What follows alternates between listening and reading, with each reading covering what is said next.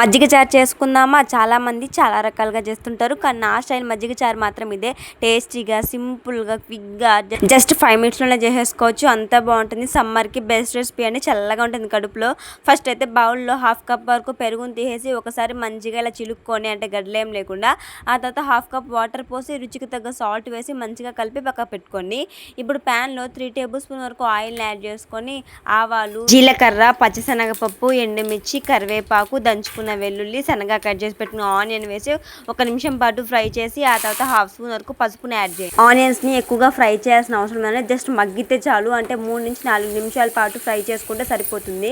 ఇప్పుడు ఈ పోపును మొత్తం మజ్జిగలోకి వేసేసుకొని ఒకసారి మంచిగా కలిపి ఒక 5 నిమిషాల పాటు రెస్ట్ చేయండి. అంటే వెంటనే సర్వ్ చేసుకోకుండా ఒక 5 నిమిషాల పాటు పక్కన పెట్టేసి ఆ తర్వాత వేడి వేడి అన్నంలో సర్వ్ చేసుకుంటే అబ్బా ఎంత బాగుందండి. కడుపులో ఎంత చల్లగా ఉందో. కూరగాయలు ఏమీ లేనప్పుడు, కర్రీస్ తినబుద్ధి కానప్పుడు ఇలా ఒక్కసారి ట్రై చేయండి. టేస్ట్ మాత్రం చాలా బాగుంది.